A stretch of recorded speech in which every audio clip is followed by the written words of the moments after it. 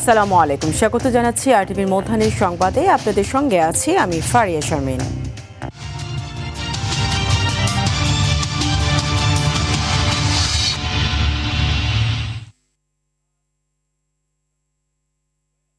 অনিয়মের বিরুদ্ধে কঠোর অবস্থানের কথা নিশ্চিত করে নির্বাচনকালীন যে কোনো অভিযোগ গুরুত্বের সঙ্গে দেখা হবে বলে জানিয়েছেন প্রধান নির্বাচন কমিশনার এএমএম নাসির উদ্দিন।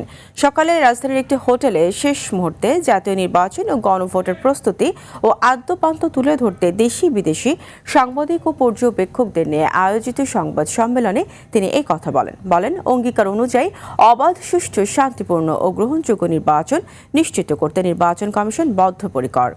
প্রধান নির্বাচন কমিশনার বলেন, দেশি বিদেশি সাংবাদিক ও পর্যবেক্ষকদের সবসময় স্বাগত জানায় নির্বাচন commission.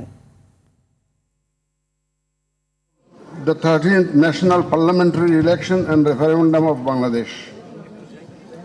I sincerely appreciate your presence and your professional commitment at this critical moment of our democratic process. The Jatiya Sangsad or National Parliament consists of 350 members, 300 elected directly by adult franchise and 50 reserved seats for women, allocated proportionately among political parties based on their representation secured through direct elections. এদিকে ত্রয়োদশ জাতীয় সংসদ নির্বাচনকে সামনে রেখে সন্ধ্যায় জাতির উদ্দেশ্যে ভাষণ দেবেন প্রধান নির্বাচন কমিশনার এএমএম নাসির উদ্দিন। মঙ্গলবার এক বার্তায় তথ্য জানানো হয়। জানা গেছে, প্রধান নির্বাচন কমিশনারের ভাষণটি মঙ্গলবার সন্ধ্যায় রেকর্ড করা হয়েছে। আজ সন্ধ্যায় বাংলাদেশ টেলিভিশন, বাংলাদেশ বেতার সহ দেশের সব বেসরকারি টেলিভিশন চ্যানেল ও রেডিওতে একযোগে সম্প্রচার করা হবে। ভাষণে সিএসএ নির্বাচনের সার্বিক প্রস্তুতি সম্পর্কে দেশবাসীকে অবহিত করবেন এবং ভোটারদের নির্ভয়ে ভোট কেন্দ্রে গিয়ে ভোটাধিকার প্রয়োগের আহ্বান জানাবেন। এছাড়া দেশজুড়ে নির্বাচনী সামগ্রী বিতরণ, 42,659টি ভোট কেন্দ্রের সামরিক নিরাপত্তা ব্যবস্থা নিয়েও তিনি বক্তব্য রাখবেন।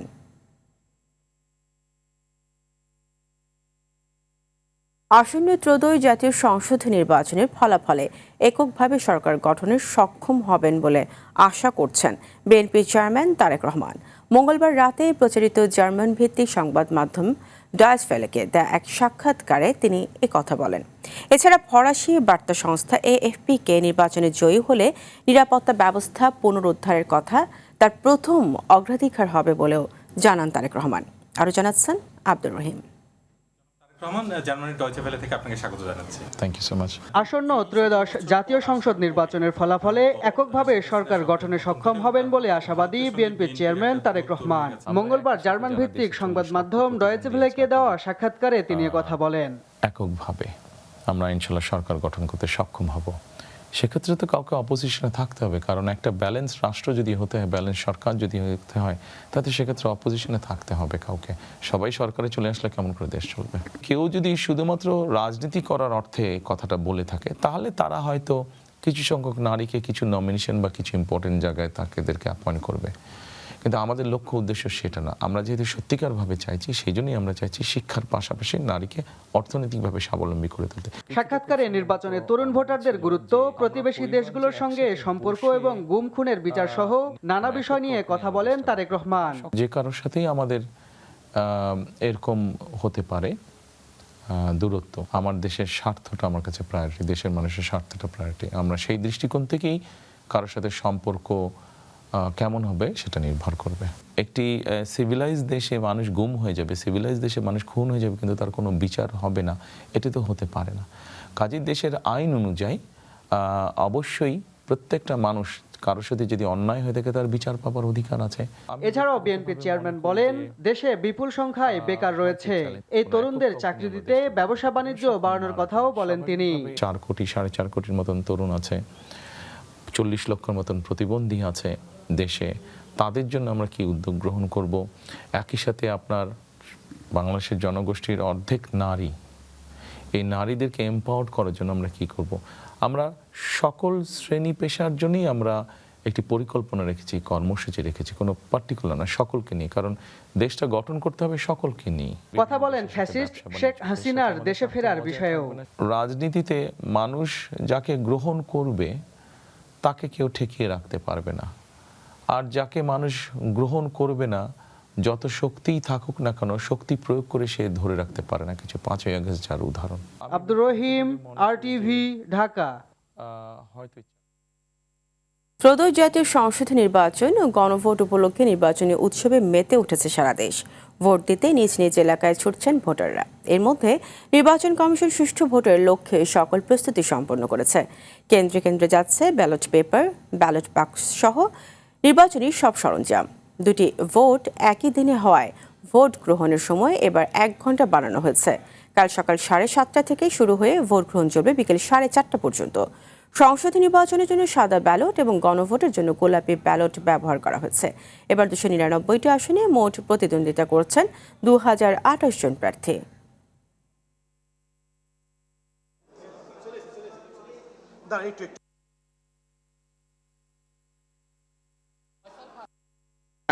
আর অসুস্থ বা বৃদ্ধ যারা আছে তাদেরকে যেন সুন্দরভাবে নিয়ে যাওয়া হয় ভোট কেন্দ্রে, এবং সুন্দরভাবে তারা যেন তাদের ভোটটা প্রদান করতে পারে।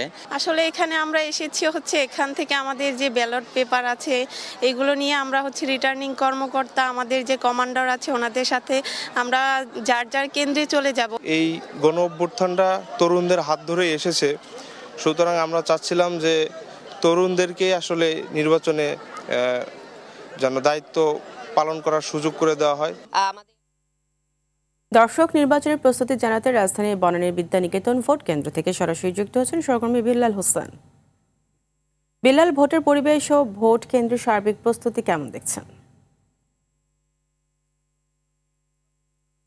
ফারিয়া, আমি যদি আপনাকে সার্বিক প্রস্তুতি করে বলে রাখি যে আমি এই মুহূর্তে আছি যে বনানী বিদ্যানিকেতনে। আপনি দেখতে পাচ্ছেন যে এখান থেকে যে নির্বাচনী যে সরঞ্জাম সেটি কিন্তু সংশ্লিষ্ট যে কেন্দ্রে কিন্তু পাঠানো হচ্ছে। সংশ্লিষ্ট কেন্দ্রের দায়িত্বরত যিনি কর্মকর্তারা আছেন তারা এখান থেকে সেটি নিয়ে কিন্তু তার যে কেন্দ্রে কিন্তু আজকে অবস্থান করবেন। আমি বলে রাখি যে সকাল থেকে কিন্তু সেই বনানী যে বিদ্যানিকেতন থেকে ঢাকা 17 আসনের যে কেন্দ্রের যেই নির্বাচনী যে সরঞ্জামগুলো এখান থেকে সব ব্যালট, তারপর আপনি জানেন যে এবারে নির্বাচনে যে গণভোটের যে ব্যালটটি রয়েছে দুটি কিন্তু একসাথে কিন্তু তারা এখানকার যেই কর্মকর্তারা আছেন তারা কিন্তু সংশ্লিষ্ট কেন্দ্রের যে প্রিজাইডিং কর্মকর্তা আছেন তার কাছে কিন্তু বিষয়টি দিচ্ছেন।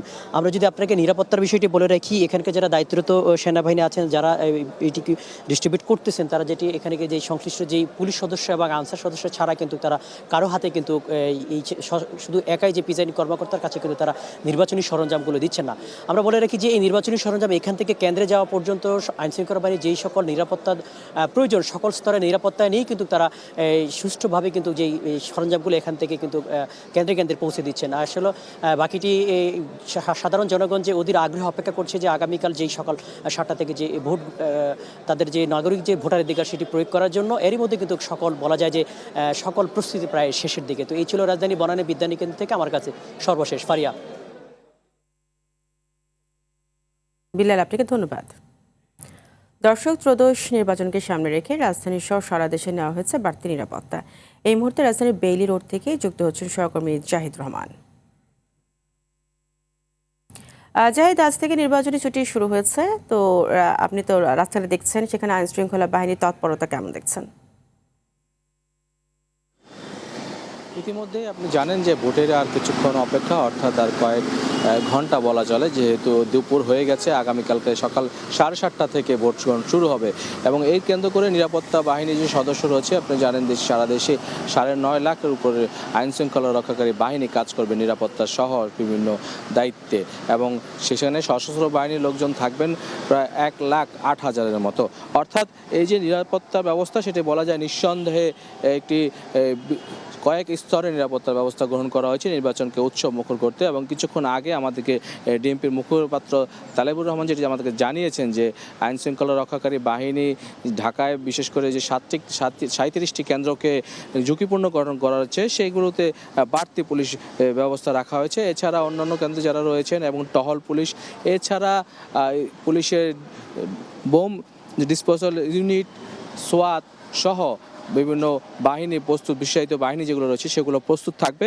এছাড়া প্রতিটি ডিভিশনে, অর্থাৎ যে 8টি ডিভিশন রয়েছে ডিএমপির অধীনে, সেই ডিভিশনগুলোতে মূলত কন্ট্রোল রুম স্থাপন করা হয়েছে, সেখান থেকে মনিটরিং করা হবে এবং প্রয়োজনে যে বিশেষ সদস্য পুলিশের তারা উপস্থিত থাকবেন এবং তাৎক্ষণিকভাবে সেই জায়গাগুলো থেকে তারা যে ঘটনাস্থলগুলো রয়েছে সেই ঘটনাস্থলে তারা সেখানে যাবেন পরিস্থিতি যদি সেরকম উদ্বেগজনক হয়। তবে আইন শৃঙ্খলা রক্ষাকারী বাহিনীর যে তৎপরতা আমরা বিভিন্ন জায়গায় দেখেছি, চেকপোস্ট সহ তারা এবং বিজিবি রয়েছে, সেনা সদস্যরা রয়েছেন, তারা টহল দিচ্ছেন, র্যাব রয়েছেন এবং এই বিষয়ে আমাদের বিকেলেও আরও কয়েকটি সংস্থা রয়েছে, বিষয়ত পুলিশ সহযোগী যারা রয়েছেন তারা আমাদেরকে আরও বিস্তারিত তথ্য তুলে ধরবেন, তাদের প্রস্তুতির সর্বশেষ তথ্য যেটি রয়েছে সেটি আমাদেরকে জানাবেন। তবে এখন পর্যন্ত আমরা আইন শৃঙ্খলা পরিস্থিতি যেটি দেখেছি সেটি স্বাভাবিক রয়েছে এবং পর্যাপ্ত পরিমাণে বাহিনীর সদস্যরা বিভিন্ন জায়গায় কাজ করছেন। আফসানা। জাহিদ, আপনাকে ধন্যবাদ। ত্রয়োদশ জাতীয় সংসদ নির্বাচন ও গণভোট উপলক্ষে সারা দেশে কেন্দ্রে কেন্দ্রে সরঞ্জাম পাঠানো হচ্ছে। সকাল থেকে চট্টগ্রামের 16টি আসনে নির্বাচনী সরঞ্জাম বিতরণ শুরু হয়। কড়া নিরাপত্তার মধ্য দিয়ে নগরীর জেলা স্টেডিয়াম থেকে এই সরঞ্জাম বিতরণ করা হচ্ছে। গাজীপুর ভোটের সরঞ্জাম বিতরণ করার কথা জানান সহকারী রিটার্নিং কর্মকর্তা। সকাল থেকে রাজশাহী মাদ্রাসা মাঠ থেকে কঠোর নিরাপত্তায় সরঞ্জাম পাঠানো হচ্ছে। লক্ষ্মীপুরে 496টি কেন্দ্রের প্রিজাইডিং অফিসার ও সহকারী প্রিজাইডিং অফিসারদের ব্যালট পেপার, বাক্স, সিল সহ অন্যান্য সরঞ্জাম বুঝিয়ে দেওয়া হয়। কুমিল্লার 11টি আসনের 1491টি কেন্দ্রে ব্যালট সহ ভোট গ্রহণের সরঞ্জাম বিতরণ করা হচ্ছে। এদিকে সুষ্ঠু ও শান্তিপূর্ণ নির্বাচনে র্যাব, আনসার, বিজিবি, পুলিশ সহ আইন শৃঙ্খলা বাহিনীর সদস্যরা মাঠে থাকবেন। আমাদের প্রতিটা কেন্দ্রে 2জন করে পুলিশ সদস্য থাকবে। পাশাপাশি আমাদের এই যে কেন্দ্রগুলোকে সহায়তা করার জন্য আমাদের 37টা মোবাইল টিম এবং আমাদের 6টা স্ট্রাইকিং টিম, পাশাপাশি স্ট্যান্ডবাই টিম কাজ করবে। আমরা এই সমস্ত কিছুকে কেন্দ্র করে আমরা আমাদের সমস্ত ফোর্স আমরা সবাই একই স্ট্রিমে একই স্পিডে কাজ করছি। আমাদের সার্বিক সকল আয়োজন সম্পন্ন হয়ে গিয়েছে। লক্ষ্মীপুর থেকে সরাসরি যুক্ত হচ্ছেন সহকর্মী পলাশ সাহা। পলাশ, ভোটের সব সরঞ্জাম সরবরাহ কি শেষ হয়েছে কিনা জানাবেন, সেটাতে আপনি জানাবেন যে সেখানকার প্রস্তুতি কেমন দেখছেন। আপনি যেমনটি জানাচ্ছিলেন, লক্ষ্মীপুরের 4টি সংসদীয় আসনের মোট 496টি যে কেন্দ্র রয়েছে সেই কেন্দ্রগুলোতে কিন্তু নির্বাচনী যে সরঞ্জাম যে বিতরণ সেটি ইতিমধ্যে কিন্তু শুরু হয়েছে। আমি এখন রয়েছি লক্ষ্মীপুরের যে সহকারী যে রিটার্নিং কর্মকর্তা রয়েছে সেই রিটার্নিং কর্মকর্তার কার্যালয়ে। এখানে সকাল 11টা থেকে যে উপজেলাগুলো রয়েছে সেখানকার কেন্দ্রগুলো যে প্রিজাইডিং অফিসার এবং সহকারী যে প্রিজাইডিং অফিসার রয়েছে তাদের মধ্যে যে নির্বাচনী যে ব্যালট বক্স সহ অন্যান্য যে সরঞ্জাম সেটির বিতরণ কার্যক্রম কিন্তু এখন পর্যন্ত চলছে। এখানে আপনাকে একটু জানিয়ে রাখি যে লক্ষ্মীপুরে যে মোট 496টি কেন্দ্র রয়েছে এর মধ্যে 215টি কেন্দ্রকে অধিক গুরুত্বপূর্ণ বিবেচনায় সেগুলোকে বাড়তি যে নিরাপত্তা ব্যবস্থা সেটি নেওয়া হয়েছে। কেন্দ্রগুলোতে যে সিসিটিভি যে আওতা সেই সিসিটিভির আওতা আনা হয়েছে এবং পুলিশের যে বডি অন ক্যামেরা সেগুলো কিন্তু সেট আপ করা হয়েছে। এছাড়া পুলিশ জানিয়েছে যে অতি গুরুত্বপূর্ণ যে কেন্দ্র রয়েছে সেখানে পুলিশের 3 সদস্য সহ প্রশাসনের যে অন্য বাহিনীর যে সদস্যরা রয়েছেন তারা কাজ করবেন। বিশেষ করে পুলিশের যে 35টি বিশেষ টিম, 6,500 আনসার, 88 জনের special force, 10 platoon BGB, 5 platoon RAB ও সেনাবাহিনীর যে সদস্যরা রয়েছেন তারা কিন্তু এই যে কেন্দ্রগুলো রয়েছে সেগুলো নিরাপত্তায় কাজ করবেন। এবং লক্ষ্মীপুরে যে 4টি সংসদীয় আসন রয়েছে সেই সংসদীয় আসনের যে বিএনপি, জামাত সহ বিভিন্ন দলের মোট 29 জন যে প্রার্থী সেই 29 জন প্রার্থী প্রতিদ্বন্দ্বিতা করছেন এবং 4টি আসনের মোট যে ভোটার রয়েছে মোট 16,35,956 জন তাদের যে ভোটাধিকার সেটি তারা প্রয়োগ করবেন। ফারিহা, আপনাকে ধন্যবাদ। খুলনা থেকে যুক্ত হচ্ছেন সহকর্মী এম মনিরুজ্জামান। মনির, খুলনাতে ভোটের সরঞ্জাম সরবরাহ নিয়ে কি তথ্য আছে আপনার কাছে, সেছাড়া সেখানে সার্বিক নিরাপত্তা ব্যবস্থা কেমন দেখছেন?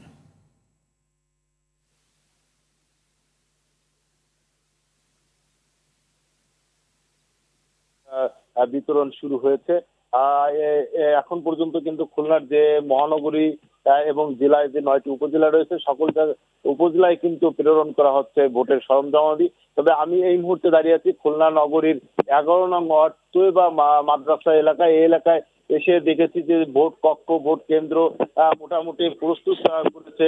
আমি কথা বলেছিলাম সহকারী প্রিজাইডিং কর্মকর্তার সাথে, তিনি বলেছেন যে প্রিজাইডিং কর্মকর্তা ভোট বাক্স সহ অন্যান্য সরঞ্জামাদি আনতে গিয়েছেন, কিন্তু তাদের যে অন্যান্য কার্যক্রম সেই কার্যক্রম পর্যন্ত চলছে এবং নিরাপত্তার স্বার্থে কিন্তু ক্যামেরার ব্যবস্থা করা হয়েছে। প্রতিটি পক্ষে কিন্তু সিসি ক্যামেরা বসানো হয়েছে যাতে কোনো প্রকার কোনো অসঙ্গতি না থাকে, কোনো প্রকার ভোট নিয়ে কার্যকরী অভিযোগ না আসে। সেই জন্য কিন্তু প্রশাসনের প্রশাসনের পক্ষ থেকে ব্যবস্থা গ্রহণ করা হচ্ছে। গতকালকে আমি খুলনা জেলা প্রশাসকের সঙ্গে কথা বলেছিলাম, তিনিও ঠিক একই কথা বলেছেন। খুলনার 6টি আসনে সুষ্ঠু সুন্দর পরিবেশে যাতে নির্বাচন সম্পন্ন করতে পারেন, সেই জন্য তারা র্যাব, পুলিশ, আনসার, বিজিবি, সেনাবাহিনী সকলের সহযোগিতা নিয়ে সকল প্রকার কাজ করে চলছেন এবং তারা চাচ্ছেন যে সুন্দর পরিবেশে একটি নির্বাচন খুলনাবাসীকে উপহার দেওয়ার জন্য। আপনাকে জানিয়ে রাখি, খুলনা নয়, খুলনা বিভাগেও কিন্তু একই অবস্থা বিরাজ করছে বলে আমি জানতে পেরেছি। খুলনার এখন পর্যন্ত নির্বাচনের পরিবেশ যেটা রয়েছে সে পরিবেশ সুস্থ সুন্দর বলে প্রশাসনের পক্ষ থেকে জানানো হয়েছে। আপনাকে আরো জানিয়ে রাখি, খুলনায় কিন্তু মোট 21,01,335 জন ভোটার ভোটাধিকার প্রয়োগ করবেন আর মাত্র কয়েক ঘন্টা পরে, এবং এর মাধ্যমেই কিন্তু তারা তাদের প্রতিনিধি নির্বাচিত করবেন। মনির, আপনাকে ধন্যবাদ। মধ্যাহ্নের সংবাদ এই পর্যন্ত। দুপুরের সংবাদ পৌনে 2টায় দেখার আমন্ত্রণ রইল। ধন্যবাদ সবাইকে।